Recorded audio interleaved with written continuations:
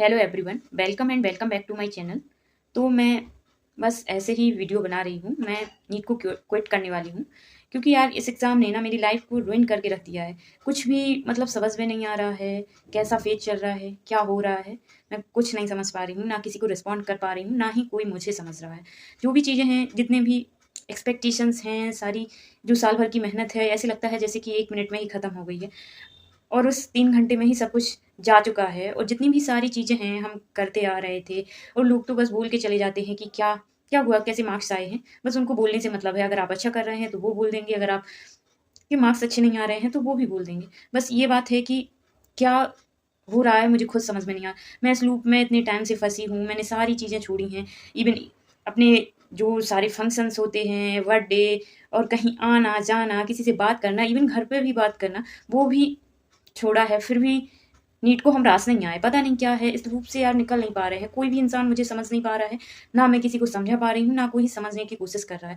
ना ही मेरे पास कोई ऐसा है कि जो मुझे मैं उनको चीज़ें बताऊँ किसी भी इंसान को तो वो समझ ले। हर इंसान का यही है कि पढ़ा नहीं होगा तो नहीं हो रहा है, या कुछ भी मतलब अगर आता होता तो कर ही लेते।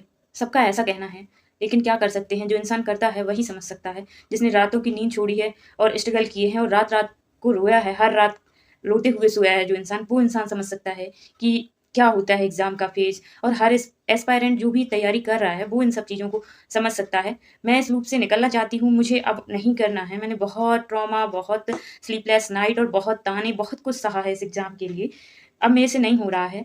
कुछ और भी चीज़ें हैं लाइफ़ में, जो आगे का प्लान होगा वो मैं आगे डिस्कस करूँगी, लेकिन अभी फ़िलहाल में मेरा कोई प्लान नहीं है।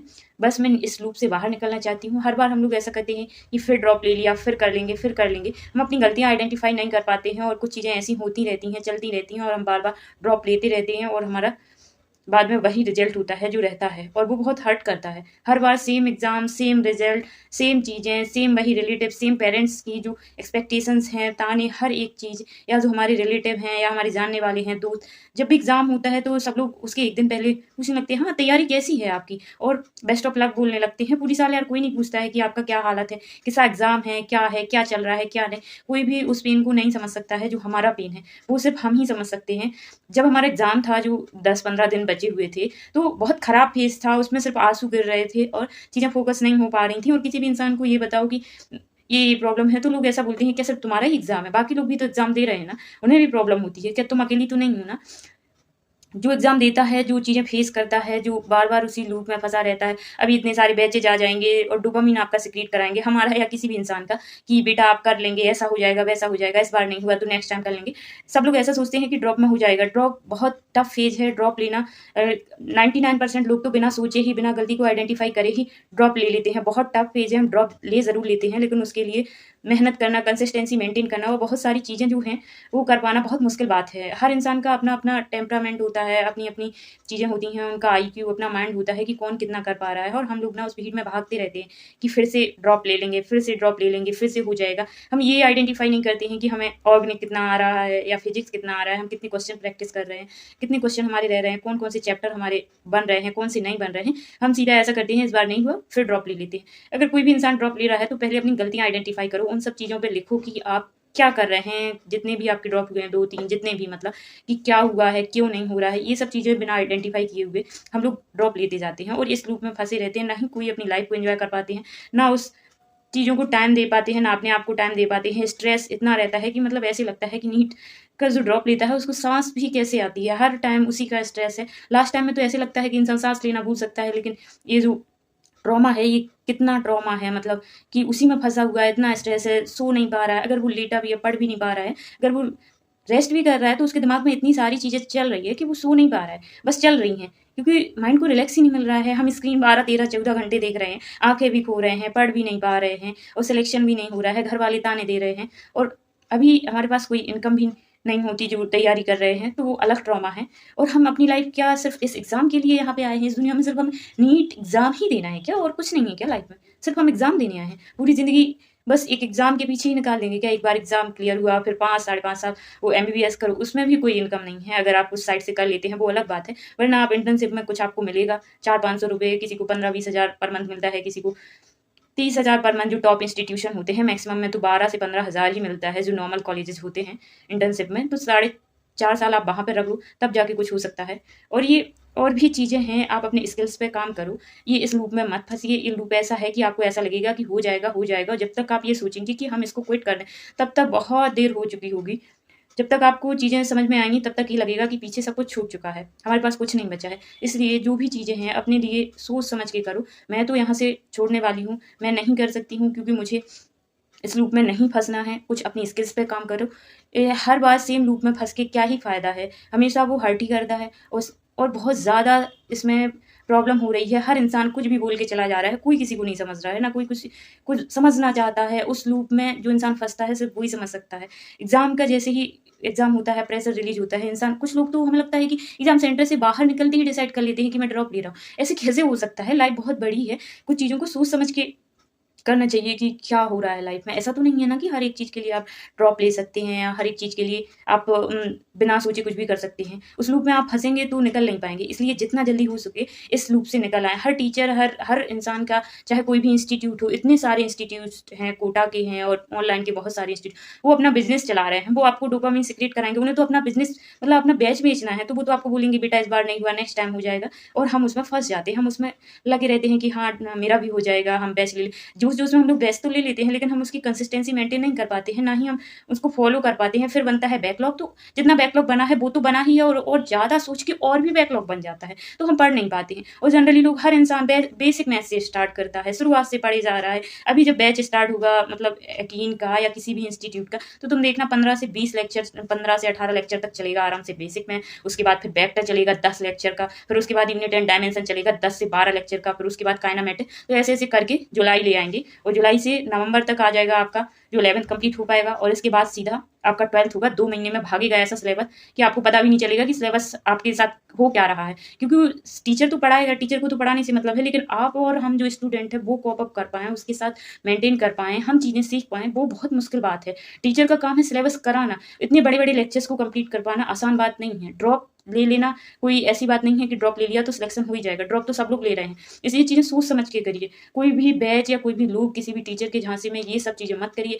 अपने लिए सोचिए पहले कि आपने गलतियाँ क्या की हैं, और अगर आपको लगता है कि नीट ही करना है तो करें, वरना ऐसा है कि ज़िंदगी में और भी चीज़ें हैं, आप अपनी स्किल्स पे वर्क कर सकते हैं। अगर पैसा ही कमाना है तो पैसा कमाने का ज़रिया सिर्फ नीट नहीं है। और अगर आप पैशनेट हैं सच में कि आपको डॉक्टर बनना है, लोगों की सेवा करना है, तो डेफ़िनेटली आप इसकी तरफ जाइए। लेकिन अगर आपको पैसा कमाना है तो ये फ़ील्ड वैसा नहीं है, क्योंकि जो एमबीबीएस है उसमें भी बहुत आपको इतना ट्रॉमाटाइज़ कर देंगे, इतना स्ट्रेस, इतना काम करवा लेंगे ना कि आपको लगेगा कि हम यहाँ क्यों ही आए हैं, क्योंकि हमारे कुछ जानने वाले हैं जो कर रहे हैं। तो हमें उनसे लगता है कि हाँ, वो सच बोलते हैं, कि मतलब ऐसे लगता है कि बहुत परेशान, मतलब बहुत टेंशन है, बहुत काम करना पड़ता है, और उसमें आपको इंटर्नशिप में 400-500 रुपए पर डे का मिलता है। इतना ही पैसा मिलता है वहाँ पे। 12-13 हज़ार के आस-पास जब आप साढ़े 4-5 साल कंप्लीट कर लेते हैं, तब जाके ये सब चीज़ें हैं। और भी चीज़ें हैं, आप अपनी स्किल्स पे काम कर सकते हैं। तो मैं यहाँ से तो चीज़ें क्विट करने वाली हूँ। आगे क्या प्लान होगा, भगवान क्या चाह रहा है हमसे, तो वो कुछ तो रास्ता दिखाएँगे। लेकिन ये मेरा बहुत हार्ड फेज़ है, बहुत टफ फेज़ है। यहाँ पे ऐसा है कि मुझे कुछ नहीं समझ में आ रहा है कि मुझे अल्टीमेटली करना क्या है। अभी 1 वीक हो गया है और चीज़ें ऐसी हैं कि बस एग्ज़ाम, एग्ज़ाम, एग्ज़ाम, बस और कुछ नहीं है। क्या मार्क्स आ रहा है, बस ये सब चीज़ें, और कैसा पेपर रहा तुम्हारा, तो ये था, वो था। सब लोगों को इससे मतलब है। लेकिन जो एग्ज़ाम देता है, जो चीज़ें तैयारी करता है, जो वो स्ट्रेस फेज़ को झेलता है ना, वो इंसान समझ सकता है। बाकी कोई भी इंसान इस चीज़ को नहीं समझ सकता है कि आपके साथ क्या हो रहा है। कुछ जो भी फेज़ है आपका निकल जाएगा। बस ये है, टाइम बीतेगा तो ये फेज़ निकल जाएगा। आपको चीज़ें सुधर जाएँगी। जैसे-जैसे टाइम बीतेगा आपको उतना फ़र्क नहीं पड़ेगा। सबसे बड़ी मरहम, हीलिंग प्रॉपर्टी टाइम में ही होती है, चाहे कोई भी हो, चाहे कोई भी कितनी भी बड़ी ट्रॉमा से निकला हो। हर इंसान के लिए टाइम एक ऐसा चीज़ है कि जैसे बीतता है वो आपको हील कर देता है, और उस ट्रॉमा से आपको बाहर निकाल लेता है। तो इसलिए जो भी चीज़ें हैं, सोच समझ के करिए। मेरा यहाँ पे चीज़ें ओवर हो रही हैं। अब मैं आगे इस नीट के बारे में कुछ नहीं सोचना चाहती हूँ, ना ही कुछ करना चाहती हूँ, ना ही इस लूप में फँसना चाहती हूँ। हर बार ड्रॉप लेने से कोई फ़ायदा नहीं है, क्योंकि इन सब चीज़ों में बहुत ट्रॉमा है। हर बार फँस जाना, कोई और काम ना कर पाना, सिर्फ़ ये कि हम तो नीट कर रहे हैं। बाकी चीज़ें, अब इनकम भी तो ज़रूरी है ना, कुछ चीज़ों के लिए लड़ना पड़ता है, और आप अपनी चीज़ें खुद सँभालो, खुद चीज़ों से लड़ो। क्योंकि अगर आप एक एग्ज़ाम को पकड़ के बैठ जाएँगे ना, तो बहुत सारी चीज़ें हैं जो पीछे छूट सकती हैं। ये लाइफ़ सिर्फ़ एग्ज़ाम्स के लिए तो नहीं बनी है। हर दिन को एन्जॉय भी तो करना है, हर चीज़ को शांत भी तो रहना है। नीट एग्ज़ाम कर रहे हैं या कोई भी एग्ज़ाम कर रहे हैं, तो ऐसी है कि दिमाग में भाग-दौड़ चल रही है, अपने आप से बात हो रही है, बस किसी को बता नहीं पा रहे हैं। दिमाग अपने आप में सवाल कर रहा है, अपने आप से बात कर रहा है, और हम उसका कोई भी जवाब नहीं दे पा रहे हैं कि एक्चुअल प्रॉब्लम क्या है। और हमारे पास कोई भी ऐसा सोर्स नहीं रहता है कि क्या उसका हमें कोई आंसर मिल जाए या कुछ ऐसा हो जाए या हम किसी से खुल के बात कर सकें। कोई भी इंसान यहाँ पे ऐसा नहीं है जो आपको समझेगा। No, no one is in the life की आपको समझे। कोई भी ऐसा नहीं है, आप किसी को प्रॉब्लम बताएंगे तो सामने वाला आपको इतनी प्रॉब्लम्स बता देगा कि आपको ऐसा लगेगा कि मेरी तो कोई प्रॉब्लम ही नहीं है, इनकी ही सारी प्रॉब्लम है। इसलिए यहाँ पे कोई किसी को समझने वाला नहीं है। चाहे कोई भी फेज हो लाइफ की, आपको अपने लिए खुद ही लड़ना पड़ेगा। चाहे जैसा भी हो, चाहे जो भी फेज आए, चाहे जो भी प्रॉब्लम्स आए या कुछ भी हो, आपको खुद ही लड़ना पड़ेगा। हर एग्जाम कुछ ना कुछ सिखाता है, कोई भी एग्जाम लाइफ नहीं होता है। सबकी प्रॉब्लम्स हैं, सबके आंसू हैं, सबके टफ पेज हैं, लेकिन इन चीज़ों से भी निकलना पड़ेगा और आगे का कुछ सोचना पड़ेगा। लूप में मत फंसिए, इस लूप से बाहर निकलिए, नहीं तो फंसे रह जाएंगे। जब तक आप मुड़ के देखेंगे बहुत देर हो जाएगी। इसलिए प्लीज़ इस लूप में ना फंसें ना। अभी इतने सारे बैचेज आने वाले हैं कि आप उसमें फिर से आपको लगेगा हाँ मैं कर दूंगा, लेकिन बैच ही लेके रह जाओगे। आगे फिर कंसिस्टेंसी का बहुत मुश्किल है कि आप उसमें कम बैक कर पाएँ, उसको रोज फॉलो कर पाएँ। बहुत मुश्किल होता है ये सब चीज़ें करना। और आगे के जो चैप्टर्स कुछ होते हैं, कुछ तक तो कंसिस्टेंसी होती है। सारे लोग बायो का भी लेक्चर्स ले रहे होते हैं, मतलब जनरली लोग बायो पढ़ते हैं, जो कुछ नहीं पढ़ते हैं तो भी बायो पढ़ते हैं, जब कुछ पढ़ते हैं तो भी बायो ही पढ़ते हैं। तो एनसीईआरटी पे फोकस ना करके लोग लेक्चर्स में लग जाते हैं कि मतलब अगर कुछ ड्रॉप वाले भी हैं तो भी वो बायो का लेक्चर कर रहे हैं, जूलॉजी, बॉटनी का। और फिजिकल केमिस्ट्री हर बैच में शुरुआत में चलती है। जब बैच स्टार्ट होता है तो फिजिकल केमिस्ट्री चलती है। हर इंसान को फिजिकल केमिस्ट्री जनरली आती होती है, फिर भी हम उसके सारे लेक्चर्स किए जाते हैं क्योंकि हम उस लूप में फंस चुके हैं कि हमें टीचर्स के साथ चलना है। ऐसा कुछ भी नहीं है। अगर आपको चीज़ें आती हैं तो उन चीज़ों पर क्यों टाइम वेस्ट करना है। लेकिन हम फंस जाते हैं। बेसिक मैथ ही पढ़ रहे हैं 20 दिन तक, मतलब उसमें भी बीच बीच में छुट्टियां आ रही हैं तो एक एक महीने तक बेसिक मैथ चल रहा है। मतलब क्या चल रहा है कुछ समझ में ही नहीं आ रहा है। और जो मेन है केमिस्ट्री का, ऑर्गेनिक केमिस्ट्री, और इनऑर्गेनिक तो फिर भी ठीक कुछ कुछ ठीक रहती है। Chemical bonding, periodic table, P block जो पहले ज़्यादा बड़ा था अब तो छोटा रह गया, उसको तो जनरली पढ़ ही सकते हैं। लेकिन हम ऑर्गेनिक पे फोकस ना करके हम फिजिकल केमिस्ट्री बहुत पढ़ लेते हैं, और जो आगे का 11 का पोर्शन है वो भी हम बहुत पढ़ लेते हैं। लेकिन बाकी जो चीज़ें होती हैं हम बायो का लेक्चर्स लगा रहे होते हैं, जबकि हमें उनकी ज़रूरत नहीं है। मैक्सिमम लोगों को नहीं होती है ज़रूरत, क्योंकि बायो जनरली लोग पढ़ लेते हैं। फिर भी हम उस लूप में फंस जाते हैं, उसी में फंसे रह जाते हैं। इसीलिए ना हमारी चीज़ें ठीक हो पाती हैं, ना ही हमारा सिलेक्शन हो पाता है, और हम उसी लूप में बार बार घूमते रहते हैं। और ऐसे लगता है, और जैसे ही दिसंबर जनवरी ये सब चीज़ें टाइम बीतता है तो बस फिर टेंशन, ट्रॉमा, ये सब चीज़ें स्टार्ट हो जाती हैं। तो जो भी चीज़ें हैं भाई सोच समझ के काम करो। मैं तो यहाँ से क्विट करने वाली हूँ, यहाँ से मैंने छोड़ दिया है। अब ना मैं इसके बारे में सोचूंगी, ना मैं करने वाली हूँ। तो आप लोगों को भी यही बोलूँगी कि ड्रॉप ऐसे बिना सोचे मत लीजिए, सोच लीजिए। इस एग्ज़ाम ने मुझे बहुत ट्रॉमा दिया है, मेरी पूरी लाइफ को तहस नहस करके रख दिया है। मैंने सारी चीज़ें छोड़ी हैं इस एग्ज़ाम के लिए, लेकिन अल्टीमेटली कुछ भी नहीं मिल रहा है। बस यही है कि चीज़ें बस सीखी हैं, आती हैं, उससे क्या होता है। जब एग्ज़ाम में नहीं हो पा रही हैं तो आने और ना आने से क्या ही हो जाएगा। बस सारी चीज़ें ऐसी हैं कि बहुत कुछ बर्बाद कर दिया है, बहुत कुछ जो टाइम है, जो अपना अच्छे लाइफ के मोमेंट्स हैं, शांत रहना। सबसे ज़्यादा ज़रूरी तो है कि आप स्पिरिचुअल शांति रहे आपकी लाइफ में। वो जब आप कोई तैयारी कर रहे हैं तो दिमाग इतना सवाल कर रहा है कि आप स्पिरिचुअल शांत रह ही नहीं पाते हैं। जस्ट सवाल किए जा रहा है दिमाग और हम उसके जवाब नहीं दे पा रहे हैं। बस ऐसा कुछ चल रहा है। तो बस हम तो यहाँ से छोड़ने वाले हैं, और आप अपना प्लान बताइए कि आप क्या करना चाहते हैं। ये मेरा जो सपना था यहीं पे ओवर होता है। अब ना मैं इसको सोचना चाहती हूँ, ना आगे किसी से कहना चाहती हूँ कि आप भी नीट कर लें, या कोई भी इंसान को। No, never. ये चीज़ें तो कभी भी नहीं करनी है।